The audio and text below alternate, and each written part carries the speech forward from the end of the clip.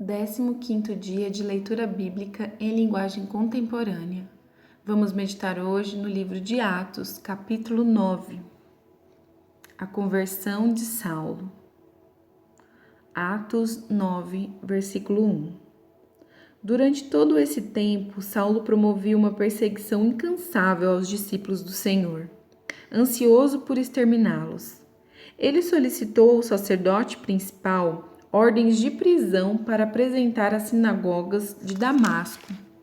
Assim, caso encontrasse ali alguém que pertencesse ao caminho, mulher ou homem, poderia prendê-los e levá-los a Jerusalém. Ele partiu. Já pelas redondezas de Damasco, foi surpreendido por um raio de luz que o cegou. Ele caiu ao chão e ouviu uma voz: Saulo, Saulo, por que você me persegue? Ele perguntou: Quem é, Senhor? Sou Jesus, aquele que você persegue. Quero que se levante e entre na cidade.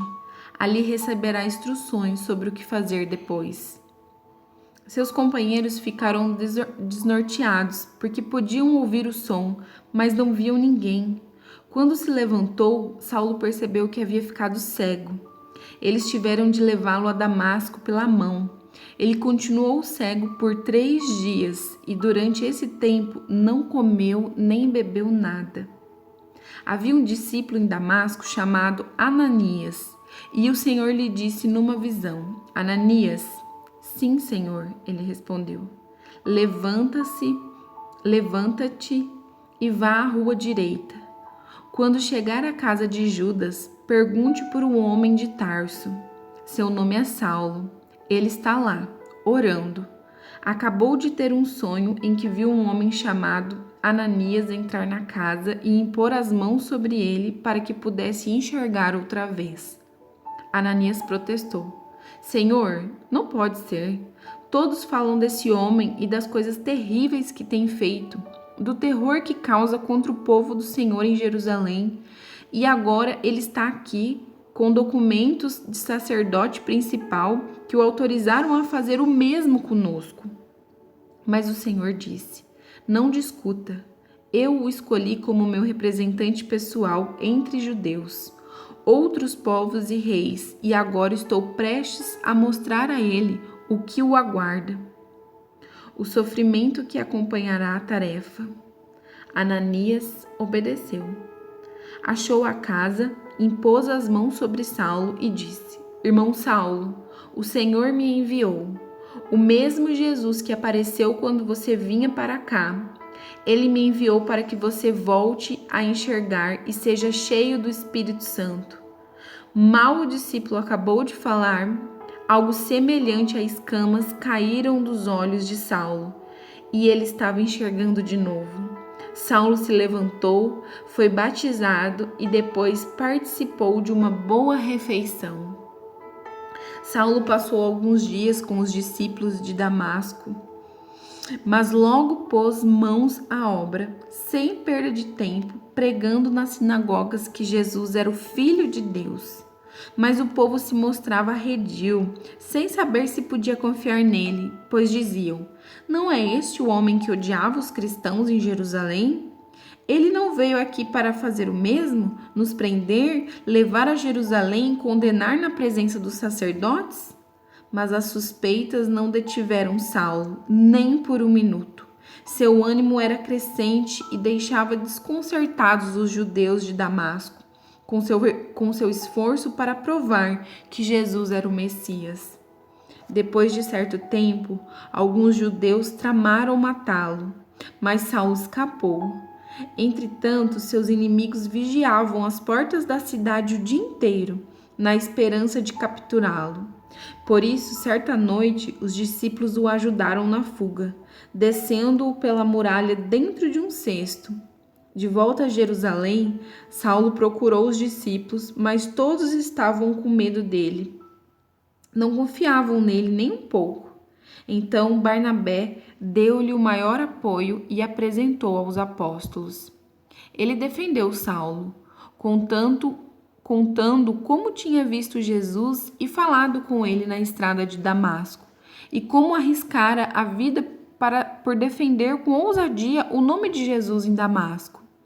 Dessa maneira, Saulo foi aceito por eles, entrando e saindo de Jerusalém sem ser interrogado, pregando com liberdade no nome do Senhor. No entanto, teve problemas com o grupo dos helenistas. Envolveu-se numa discussão com eles e o grupo planejou matá-lo. Os amigos tiraram Saulo da cidade quando souberam do plano e levaram para Cesareia. De lá, ele embarcou para Tarso. Depois disso, a perseguição foi amenizada e a igreja caminhou em paz por um tempo, por todo o país, Judéia, Samaria, Galiléia. Foi constatado seu crescimento. Tudo era permeado por um profundo sentimento de temor a Deus. O Espírito Santo estava com eles e os fortalecia. Eles cresciam maravilhosamente. Em sua missão de visitar todas as igrejas, Pedro chegou a Lida e se encontrou com os cristãos da cidade. Havia ali um homem chamado Enéas. Ele vivia paralítico, numa cama havia 8 anos. Pedro disse: Enéas, Jesus Cristo o cura. Levanta-se e arrume a sua cama. O homem pulou da cama na hora. Vendo o homem andar, os habitantes de Lida e Sarona perceberam que Deus estava vivo e ativo no meio deles. Em Jope havia uma discípula chamada Tábita, nome que quer dizer gazela no grego. Ela era bem conhecida por fazer o bem e ajudar os outros. Enquanto Pedro visitava a região, ela adoeceu e morreu. Os amigos prepararam seu corpo para o funeral e o puseram numa sala apropriada. Alguns discípulos ouviram que Pedro estava nas vizinhanças de Lida e enviaram 2 homens, que o convidaram a ir com eles. Pedro concordou, e eles o levaram à sala em que o corpo de Tabita havia sido posto. Suas velhas amigas, na maioria viúvas, estavam chorando na sala. Elas mostraram a Pedro peças de roupa que Gazela havia feito. Pedro retirou as viúvas da sala, ajoelhou-se e orou. Depois ordenou à morta: Tabita, levante-se. Ela abriu os olhos e, quando viu Pedro, sentou-se. Ele a tomou pela mão e a ajudou. Em seguida, chamou os cristãos e as viúvas e apresentou-a viva. A notícia do milagre correu toda a cidade de Jope. Com isso, muitos passaram a confiar no Senhor. Pedro ficou um longo tempo na cidade como convidado de Simão, o curtidor de couro. Atos, capítulo 9, do versículo 1 ao versículo 43.